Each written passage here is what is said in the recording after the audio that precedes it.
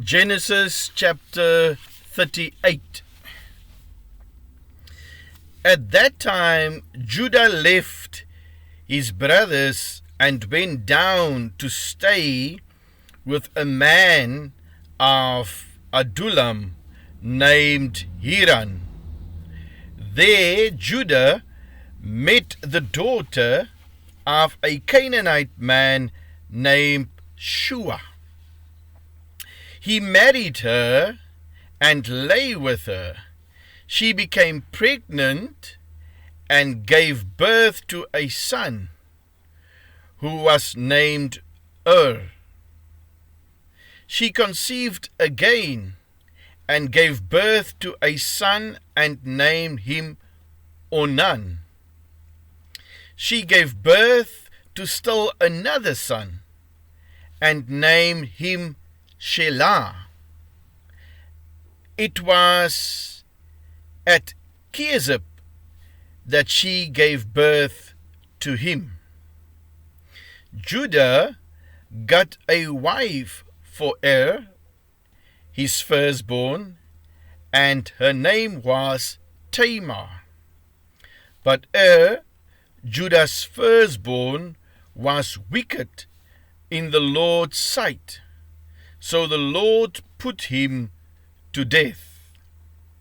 Then Judah said to Onan, "Lie with your brother's wife, and fulfill your duty to her as a brother-in-law to produce offspring for your brother."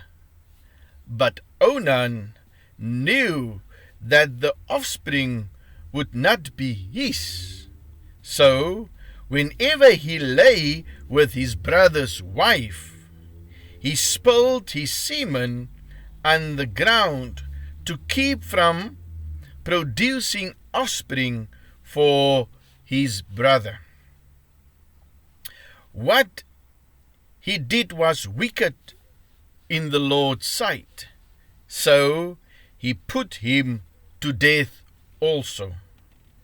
Judah then said to his daughter-in-law, Tamar, "Live as a widow in your father's house until my son Shelah grows up." For he thought he may die too, just like his brothers. So Tamar went to live in her father's house. After a long time, Judah's wife, the daughter of Shua, died. When Judah had recovered from his grief, he went up to Timnah, to the men who were shearing his sheep, and his friend Hira, the Adullamite, went with him. When Tamar was told, "Your father-in-law is on his way to Timnah to shear his sheep," she took off her widow's clothes, covered herself with a veil to disguise herself, and then sat down at the entrance to Enaim, which is on the road to Timnah. For she saw that though Shelah had now grown up, she had not been given to him as his wife. When Judah saw her, he thought she was a prostitute, for she had covered her face. Not realizing that she was his daughter-in-law, he went over to her by the roadside and said, "Come now, let me sleep with you." "And what will you give me to sleep with you?" she asked. I'll send you a young goat from my flock, he said. Will you give me something as a pledge until you send it? She asked. He said, what pledge should I give you? Your seal and its cord, and the staff in your hand, she answered. So he gave them to her and slept with her, and she became pregnant by him. After she left, she took off her veil and put on her widow's clothes again. Meanwhile, Judah sent the young goat by his friend the Adullamite in order to get his pledge back from the woman. But he did not find her. He asked the men who lived there, where is the shrine prostitute who was beside the road at Enaim? There hasn't been any shrine prostitute here, they said. So he went back to Judah and said, I didn't find her.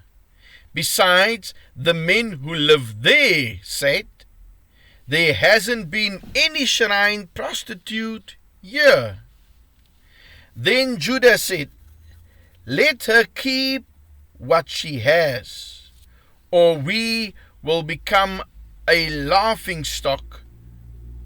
After all, I did send her this young goat, but you didn't find her. About 3 months later, Judah was told, your daughter-in-law Tamar is guilty of prostitution, and as a result, she is now pregnant. Judah said, bring her out and have her burned to death. And she was being brought out. She sent a message to her father-in-law, I am pregnant by the man who owns these, she said. And she added, see, if you recognize whose seal and cord and staff these are. Judah recognized them and said, she is more righteous than I, since I wouldn't give her to my son.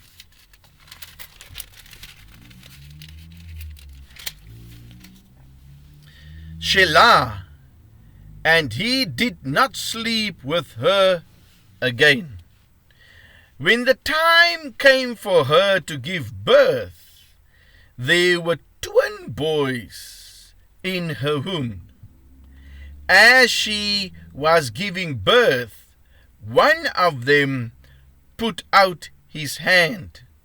So the midwife took a scarlet thread and tied it on his wrist and said, this one came out first.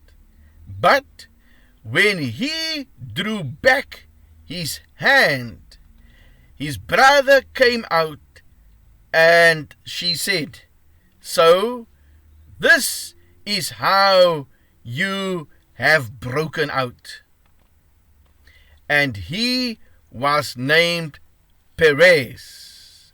Then his brother, who had the scarlet thread on his wrist, came out, and he was given the name Zerah.